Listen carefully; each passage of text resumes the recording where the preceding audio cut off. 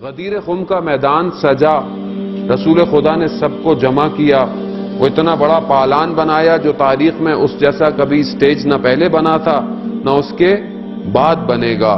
اچھا، وہ گھوڑوں سے اتارا بھی اس لیے تھا، اونٹوں سے، کہ یہ بھاگ نہ جائیں، تاکہ ان سب کے جمع کریں، ان کو سب کو جمع، جو آگے تھے ان کو انتظار کرو، جو پیچھے، تاکہ کسی پر کوئی حجت باقی نہ رہے۔ سب کو بتا دیا کہ اب تم پر حجت قائم ہو چکی ہے۔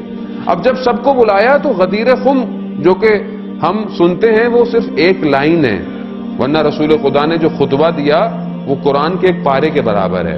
غدیر خم کا جو خطبہ ہے وہ ایک، کبھی آپ کو وقت ملے مولانا کے ساتھ یہاں بیٹھ کر، ایام میں ویسے ہمارے پاس وقت تو ہوتا نہیں ہے، عموماً زندگی ہماری اتنی بزی ہے، لیکن کبھی وقت ملے تو اس خطبے کو ایک دفعہ مطالعہ ضرور کریں۔ رسول خدا نے لوگوں کو اپنے سارے کاموں سے آگاہ کیا، لوگوں نے اقرار کیا کہ آپ نے بہترین کام کیا، آپ نے اچھا کام کیا، آپ نے ہمارے ساتھ یہ کیا۔ یہ سب کرنے کے بعد رسول خدا نے بعد میں فرمایا، من کنت مولا فہذا علی مولا، میں جس کا مولا ہوں، علی اس کا مولا ہے۔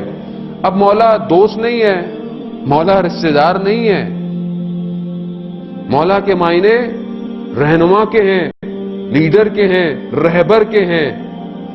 اسی لیے مولا کائنات کو رسول خدا نے صرف زبان سے نہیں کہا کہ لوگ شاید سمجھے زبان سے، بلکہ اپنے ہاتھوں سے اٹھا کر، اور رسول خدا نے مولا متقیان کو بلند کیا کہ جو نہیں دور سے سن سکتے تھے ان کو دکھایا، اور ہاتھ اٹھا کر یہ واضح کر دیا کہ یہ ولایت ہے کہ جس کے لیے اتنی زحمتیں ابھی تک 1,24,000 پیغمبر نے انجام دی ہیں۔ یہ آسان نہیں ہے ولایت۔ ہم لوگ بعضوں کہتے ہیں کیوں لوگوں نے قبول نہیں کیا، اتنا تو سمجھتے تھے، یہ تو جانتے تھے، کیوں ایکسپٹ نہیں کیا لوگوں نے؟ تو یاد رکھیے، پروردگار قرآن میں کہہ رہا ہے اہل بیت کو مخاطب کرتے ہوئے کہ ہم نے نجاست کو اہل بیت سے دور کر دیا ہے۔ اب جس کا وجود نجس ہے وہ ولایت علی ابن ابی طالب کا اقرار نہیں کرے گا۔ خوب یہ بہت ضروری ہے، کیونکہ آج کے دور میں ہمیں مشکل ہوتی ہے، ذہن میں ہوتی ہے یہ کیوں نہیں مان رہا۔ خوب آپ کا ہدف ہے سمجھانا، بتانا، اگر مان جائے اچھی بات ہے۔ اب یہ جو ولایت کا اقرار ہوا تو منافق جو اسلام کے پردے میں چھپا ہوا تھا اس کا چہرہ واضح ہو گیا، کلیئر ہو گیا۔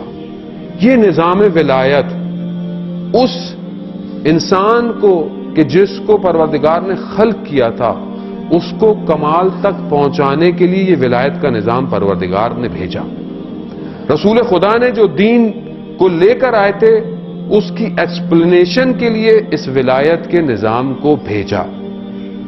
دشمن اس ولایت کو ہم سے زیادہ جانتا ہے، دشمن اس ولایت کو آج سے نہیں، رسول خدا کے دور سے جانتا ہے۔ کیوں انہوں نے مولا متقیان کو 25 سال خاموش کرنے کی پوری کوشش کی؟ کیوں انہوں نے امام حسن مجتبی علیہ السلام کو ختم تنگ کیا؟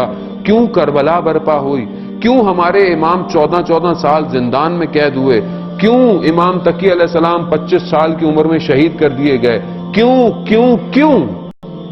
خوب یہ ایک انسان تھے، کیا فرق پڑتا تھا ایک انسان کو اگر یہ چھوڑ دیتے؟ کیوں نہیں چھوڑا؟ کیونکہ دشمن جانتا تھا یہ ایک شخص نہیں ہے، یہ پورا نظام ولایت ہے جو قائم